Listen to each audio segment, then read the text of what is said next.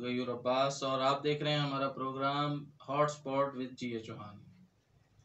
नाज़रीन, जैसा कि हमने एक प्रोग्राम का सिलसिला शुरू किया था कि हर रोज़ एक नए गेस्ट के साथ आपसे मुलाकात करेंगे, तो आज हमारे पास जो गेस्ट मौजूद हैं वो किसी तारुफ की मोहताज नहीं, बड़ी जानी पहचानी फेमस पर्सनैलिटी हैं और शोबिज़ में बहुत ही कम वक्त में बहुत ऊंचाइयां हासिल की हैं इन्होंने।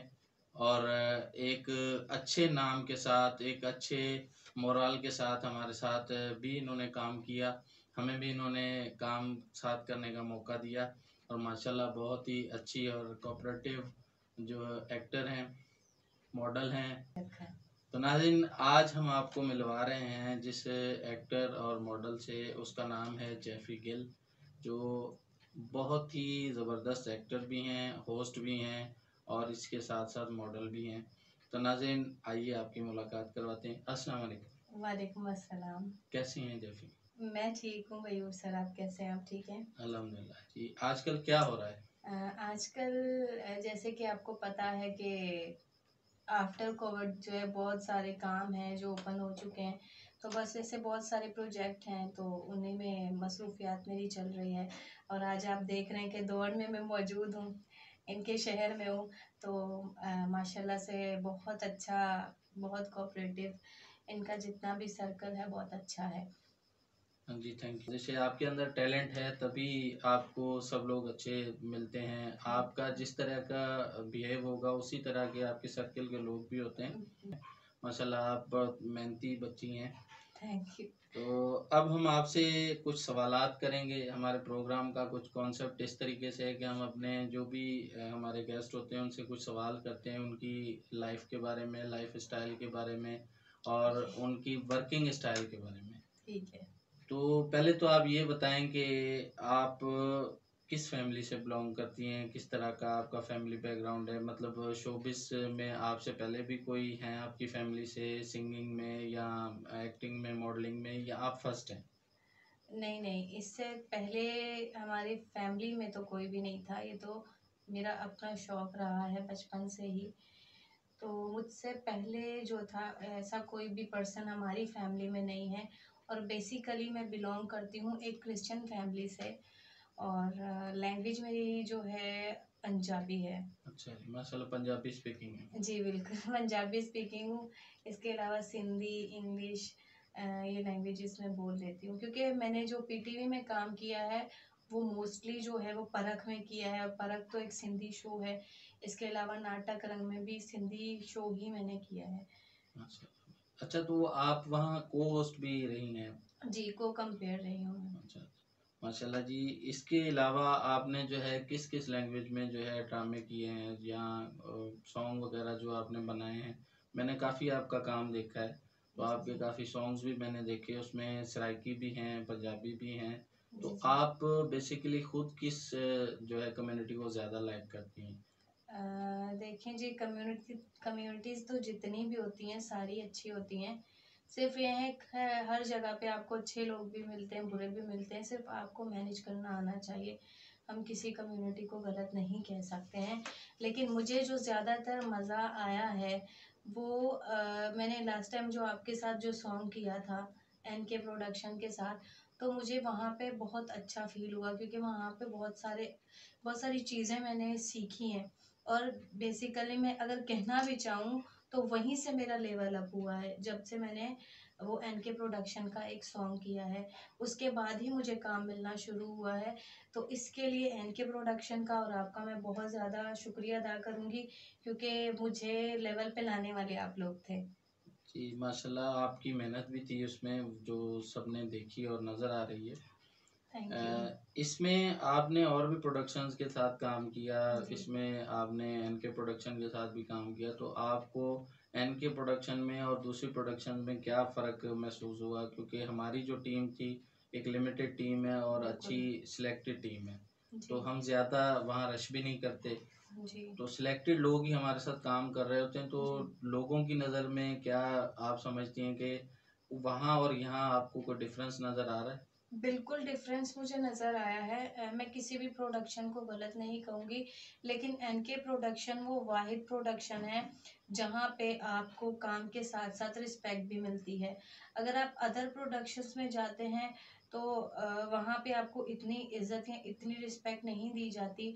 और मैं यही कहूँगी कि आपकी जो टीम है, कोई भी लड़की आंख बंद करके भरोसा करके आपकी टीम के साथ आके काम कर सकती है। क्योंकि मुझे खुद ऐसा महसूस हुआ जब मैंने फर्स्ट टाइम आप लोगों के साथ सॉन्ग किया था कि वहाँ सॉन्ग तो मैं कर रही थी लेकिन इतनी कंफर्टेबल होके कर रही थी। अदर चैनल्स पे भी मैंने वर्किंग की है लेकिन वहाँ मुझे इतना अनकंफर्टेबल फील नहीं हुआ। लेकिन जितनी कंफर्टेबल आप लोगों के साथ में मुझे महसूस हुआ वो मुझे कहीं फील नहीं हुआ, by the grace of God. Thank you ji. वो आपकी मेहनत भी थी और हमारा तो शुरू से ही ये काम रहा है कि हम एक फैमिली की तरह काम करें। बिल्कुल। मेरे जो दोस्त हैं छोटे भाइयों की तरह, काशिफ अली, वो भी बिल्कुल। माशाल्लाह बहुत अच्छे तरीके से हम्म। टीम को लेके चलते हैं। और हमारा शुरू से ही कॉन्सेप्ट रहा है कि हम एक फैमिली इन्वायरमेंट में काम करें ताकि मीडिया में जितने भी न्यू टैलेंटेड लोग आ रहे हैं उनको एक मौका भी मिले और उनको रिस्पेक्ट भी मिले। बिल्कुल। तो इसके अलावा आजकल आपका कौन सा प्रोजेक्ट चल रहा है? कोई फिल्म वगैरह सुना है कोई कर रही हैं आप? जी, इसके अलावा मेरी एक फिल्म बन रही है, तो वो अभी जिस चैनल से है या जिन लोगों के साथ है वो मैं अभी हाईलाइट नहीं करना चाह रही क्योंकि मैं कॉन्फिडेंशियल रखना चाह रही हूँ वो चीज़ें। और दूसरी चीज़ ये है कि मैंने अपना एक यूट्यूब चैनल जो है वो बनाया है, तो उस पर मेरी वर्किंग चल रही है। अभी एक शॉर्ट मूवी मैं बना चुकी हूँ, नेक्स्ट की तैयारी में कर रही हूँ। तो इंशाल्लाह वो भी बहुत जल्दी ही आप लोगों को मेरे चैनल पे देखने के लिए मिलेगी। अच्छा जी, माशाल्लाह आपने अपना चैनल भी बना लिया है। जी। तो आप अपने चैनल का भी हमें बताइएगा, उसका लिंक भी हम अपने डिस्क्रिप्शन में डालेंगे ताकि आपको हमारी ऑडियंस जो है वो आपका काम मज़ीद देख सकें और आपके काम को जो है अप्रिशिएट करें। Thank you. और इसके अलावा आपने कहाँ कहाँ काम किया? ये अपना कराची इंटीरियर सिंध से या पंजाब में, और कहाँ कहाँ आपने काम किया है? मैंने कराची के अलावा आज फर्स्ट टाइम मेरा दौर में है। जैसे कि आपको पता था कि दौर में मेरा फर्स्ट टाइम है। इसके अलावा मैंने मुल्तान में एक सिराइकी सॉन्ग किया था और लाहौर में मैंने एक सॉन्ग किया था। तो वो भी अनकरीब जो है वो आ जाएगा, वो भी आप सब लोग देख लेंगे। इसके अलावा कराची के अलावा इन 3 जगहों पे मैंने काम किया है। अच्छा, मतलब अभी आपने सिर्फ लिमिटेड सिलेक्टेड लोगों के साथ ही जी। काम किया है, आपने अभी इतना अपने आप को जो है उलझाया नहीं है इस जी, सिस्टम में। जी नहीं उलझाया अभी मैंने। अच्छा, मतलब ज़्यादा आप सिलेक्टेड काम ही करना जी, चाहती जी, हैं मैं मतलब। पहले काम करने से पहले देख लेती हूँ कि आया वो स्क्रिप्ट मुझे करना है या नहीं करना।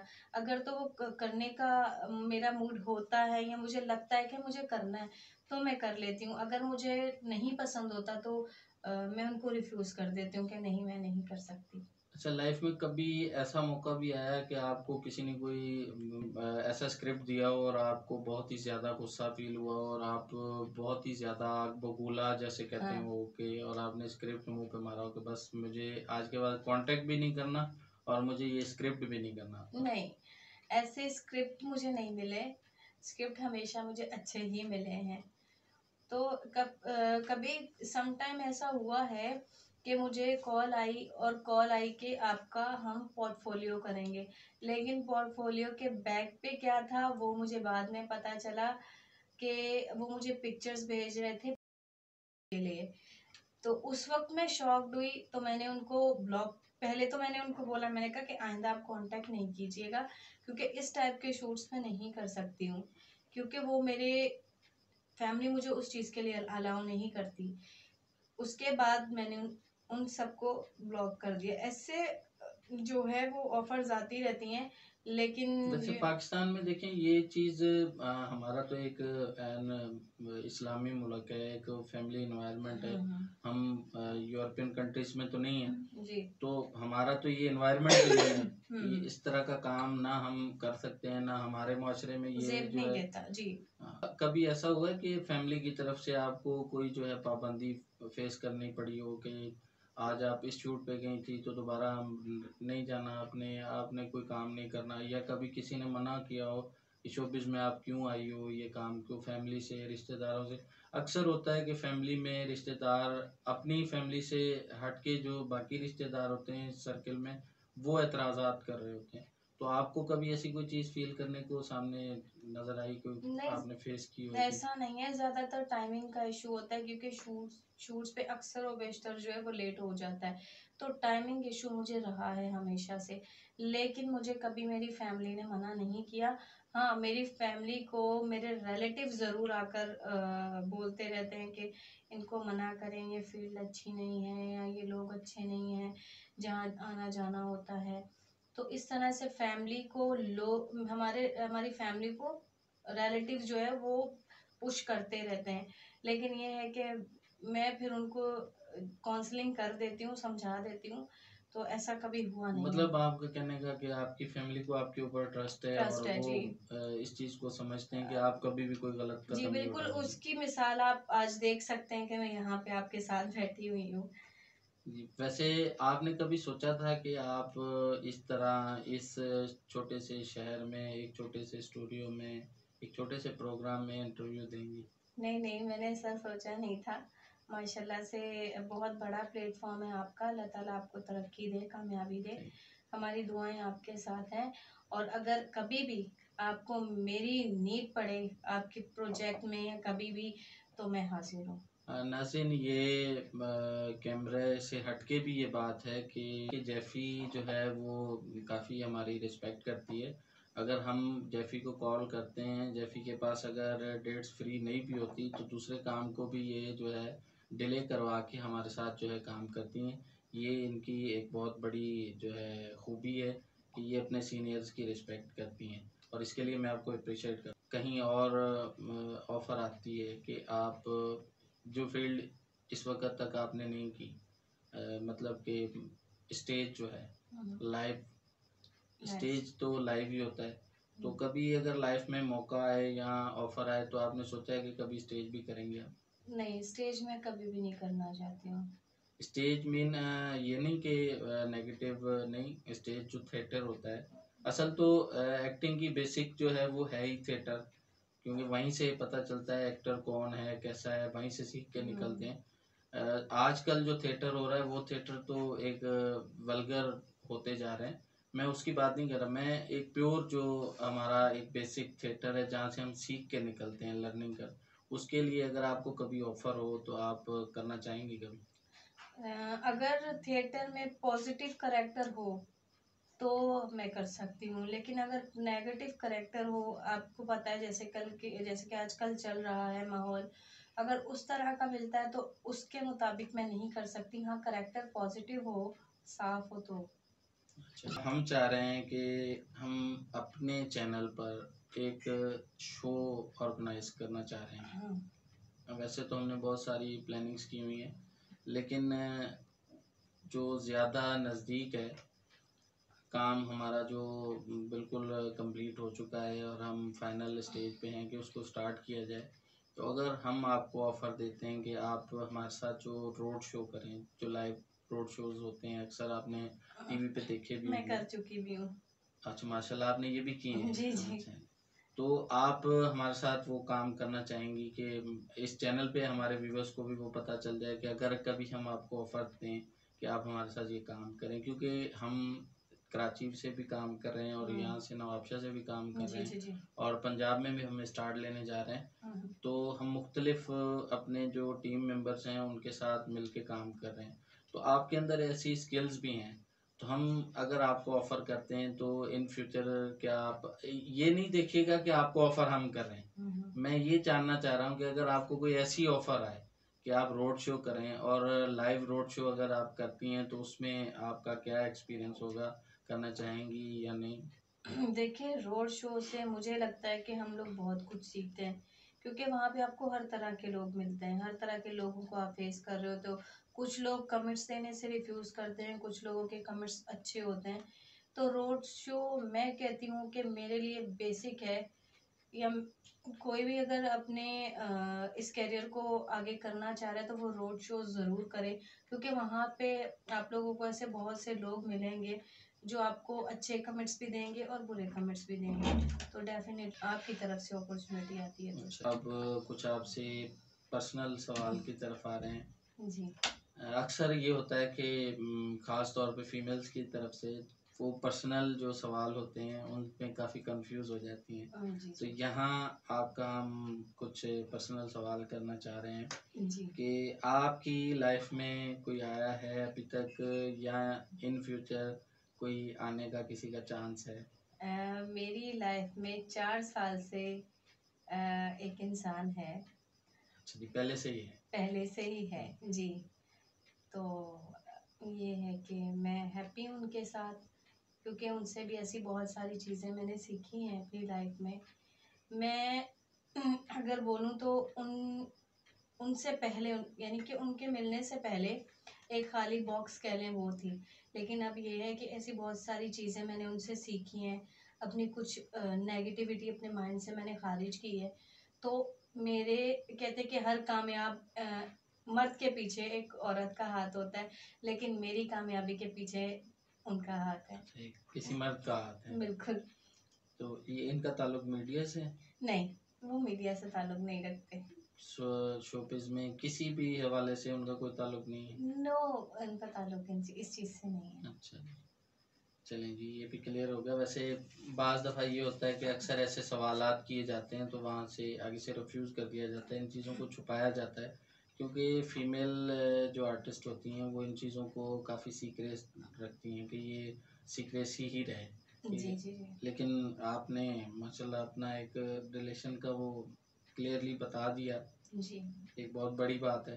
थैंक अल्लाह यू, पाक आपको जी खुशियाँ दे, हमारी दुआएं आपके साथ हैं। Thank you. अब तक कौन सा ऐसा करेक्टर है जिसके लिए आपने सोचा हो कि काश ये करेक्टर मैं करती? जो मेरी अभी नेक्स्ट जो मैं शॉर्ट फिल्म करना चाह रही हूँ, मुझे वैसा करेक्टर करने का हमेशा से बहुत शौक रहा है। मैंने नॉर्मली करेक्टर भी किए हैं, मैंने हर तरह के करेक्टर किए, लेकिन ये जो करेक्टर है आने वाली मेरी अपकमिंग शॉर्ट मूवी में आप देखेंगे कि वो बहुत अच्छा जो है वो करेक्टर है। उस करेक्टर को मैंने खुद लिखा है। उसको उस स्टोरी के बारे में शायद लास्ट टाइम आपसे भी मैंने डिस्कस किया था। तो वो स्टोरी जो है वो स्टोरी मेरे दिल के बहुत करीब है। वो करेक्टर मुझे करना था, मैंने स्टोरी लिखी। इंशाल्लाह आप लोग देखिएगा, आपको पसंद आएगा। माशाल्लाह जी। अच्छा जी, यहाँ माज़रत के साथ मैं ये क्लियर करता जाऊँ, ये मैंने बताया नहीं पहले, जेफ़ी माशाल्लाह काफ़ी अच्छी राइटर भी हैं जिन्होंने बहुत ज़बरदस्त स्टोरीज़ पहले भी लिखी हैं और अभी भी लिख रही हैं। तो आपको इतना टाइम मिल जाता है कि आप ये स्टोरीज़ वगैरह जो है लिख लेती हैं और इसकी तरफ, क्योंकि ये तो बड़ी तवज्जो का काम होता है, इस पे बड़ा फोकस करना पड़ता बिल्कुल। है। ये फ्री टाइम वो सागर सदीकी टाइप बंदा बन के वो। बिल्कुल। नहीं, मेरी जो लास्ट मेरे चैनल पे स्टोरी थी वो भी मैंने खुद ही लिखी थी, खुद ही प्रोड्यूस की है। इसके अलावा जो मेरी अभी भी जो मेरी स्टोरी है, तकरीबन मेरे पास काफ़ी स्टोरीज हैं तो मैं खुद लिखती हूँ। और लिखने की बात करते हैं आप, तो वो जैसे कभी मुझे फ्री टाइम मिलता है तो उस 1-2 घंटे में मैं अपनी उस स्टोरी को कवर कर लेती हूँ। यानी मेरे माइंड में एक सी स्टोरी बन गई है, उस स्टोरी को मैंने सिर्फ एक बुक पे उतारना है, तो इस तरह से वो स्टोरीज चलती हैं। जस्ट लाइक जैसे एक वन लाइन होता है, वन लाइन आपने बना लिया, उसके ऊपर फिर आपने फिर मैं स्टोरी खुद जो है वो स्टोरीज जी बना ली। बिल्कुल ऐसी है। अच्छा जी, और ये अभी तक आपने किस किस टाइप के जो है कैरेक्टर्स किए हैं? अभी तक मैंने जो नेगेटिव भी और पॉजिटिव भी दोनों? अभी तक मैंने नेगेटिव करेक्टर कोई नहीं किया। ज़्यादातर मेरे करेक्टर पॉजिटिव ही रहे हैं। इसके अलावा मेरी जो कोशिश होती है, मैं जो अपना करेक्टर जो जहाँ तक मुझे पसंद है, तो मुझे मेरा जो ज़्यादातर फोकस होता है, जो मेरी अपनी स्टोरीज होती हैं वो ज़्यादातर बेस्ड होती हैं ट्रूथ पे। यानी कि मैंने ट्रू स्टोरीज बनाने पे ज़्यादा बिलीव करती हूँ। अभी तक मैंने जितनी भी स्टोरीज लिखी हैं वो सारी ट्रू ट्रू स्टोरीज हैं। यानी कि कोई मेरी फ्रेंड की है, कोई मेरे रिलेटिव्स की है, कोई मेरी खुद की अपनी है। यानी इस तरह की एक स्टोरी आती है और उसको मैं लिख लेती हूँ। मेरी स्टोरीज रियल पे बेस होती है। मतलब आप अपने एनवायरनमेंट में जो भी देख रही हैं, आसपास जो भी हो रहा था वहीं से स्टोरीज को क्लिक करती हैं, वहाँ से स्टोरी को क्लिक करने के बाद उसको पॉलिश करके अच्छे बिल्कुल। तरीके से वो बना के कर जी, दिया। जी, जी। मतलब वो फिर एक अच्छी स्टोरीज भी बनती हैं और उनका रिजल्ट भी अच्छा आता है। बिल्कुल, फिर जो है ऑडियंस देखने के बाद उसका आपको रिस्पॉन्स भी अच्छा देती है। बिल्कुल। मैंने सुना था कि आप बीच में एक करेक्टर के बारे में डिस्कशंस आपकी चल रही थी। अ, वो करेक्टर आपने पता नहीं फिर किया या वो बीच में रह गया, जिसके बारे में अक्सर लोग अवॉइड करते हैं कि मैं ये नहीं करूँ। ट्रांसजेंडर का एक रोल आपके आसपास गर्दिश कर रहा था कि सुना था उन दिनों आप काफ़ी उसको लेके सीरियस भी थी कि करना चाह रही थी। तो आपने वो किया या बस वो वहीं फिर छोड़ दिया, पेंडिंग में है अभी तक? नहीं, उसकी जो ट्रांसजेंडर का जो मेरा करैक्टर था, उसकी शूट्स तकरीबन 3 से 4 दिन की थी। तो उसमें से एक शूट तो 1 दिन का तो हो गया। बाकी वो स्टोरी जो है वो भी पेंडिंग में है। उसकी रीज़न ये है कि जो उनके डायरेक्टर हैं, वो किसी वजह से बीमार हैं। अच्छा। तो आई थिंक सो कोविड का कुछ सिचुएशन उनका चल रहा है जिसकी वजह से वो उस स्टोरी को कंप्लीट नहीं कर पाए। इसके अलावा जो एक मेरी स्टोरी थी वो थी जैसे एक कोठे पे जो एक नाचने वाली होती हैं, इस तरह के वो किस तरह की, कैसे वो उसने एक बच्चे को अडॉप्ट किया है, उसको बच्चे को पाला है, लेकिन उस बच्चे का आउटपुट उसकी मदर के लिए क्या है, वो स्टोरी जो थी वो मेरी स्टोरी अभी बन रही है। इंशाल्लाह वो भी जल्द ही आप मेरे चैनल पे देखेंगे। अच्छा, अगर आपसे यहाँ सवाल किया जाए कि आप ये सब चीज़ें किस तरीके से एनालाइज करती हैं कि ये सारी चीज़ें उनके साथ पेश आ रही हैं, लाइफ में उनको ये तकलीफ़ें हैं, मुआशरा उनको किस नज़र से देखता है, तो ये सारी चीज़ों को आप किस तरीके से जज करती हैं? ये आजकल जो है आम है, ये सारी चीज़ें देखने को हमें मिलती हैं कि आजकल एक आम इंसान को इतनी वैल्यू नहीं दी जाती। तो फिर इस टाइप के जो लोग होते हैं, अगर मुझसे आप पूछते हैं तो मैं इन ऐसी चीज़ों को मैंने बहुत करीब से देखा है, क्योंकि मेरा बैठना उठना ऐसे लोगों के साथ है। इसलिए क्योंकि उनकी थिंकिंग जानने के लिए कि आया वो अगर पीछे से ऐसे हैं तो वो क्यों हैं? वो इस तरह की सिचुएशन में क्यों आ गए? क्या था, क्या नहीं था? मेरी एक फ्रेंड है, वो ट्रांसजेंडर है। तो मेरी जब भी उनसे बात होती है तो वो हमेशा किसी न किसी चीज़ को लेके बहुत पज़ल्ड होती हैं। तो उनकी थिंकिंग जानने के लिए, उनकी पॉइंट्स जानने के लिए मैं उनसे बात करती हूँ। लेकिन ये है कि वो बहुत अच्छी हैं और उनकी लाइफ में उनको बहुत स्ट्रगल करनी पड़ रही है। तो अगर हम हमारा ये कहना बहुत आसान होता है कि यार ये लोग ऐसे हैं, ये ऐसे, लेकिन हम उनका बैकग्राउंड नहीं देख रहे होते कि वो क्यों इस वजह से या किस वजह से वो ऐसे हुए। तो ये चीज़ें हम नहीं देख रहे होते। जी, ये हमारे माशरे में एक माहौल अजीब सा बना हुआ है। आजकल काफ़ी सोशल मीडिया पे नज़र भी आता है कि ट्रांसजेंडर्स के साथ बहुत ज़्यादतियाँ हो गलत रही हैं, जी, उनको बहुत तकलीफ़ें दी जा रही हैं, बिल्कुल तो मारा जाता है। उनको जो है तशद्दुद का निशाना भी बनाया जा रहा है। ये तो एक गलत चीज़ है। अगर हम एक इंसानियत की हैसियत से भी देखें तो इस चीज़ का हमें दर्स नहीं दिया गया। इंसानियत भी कहती है कि आप किसी भी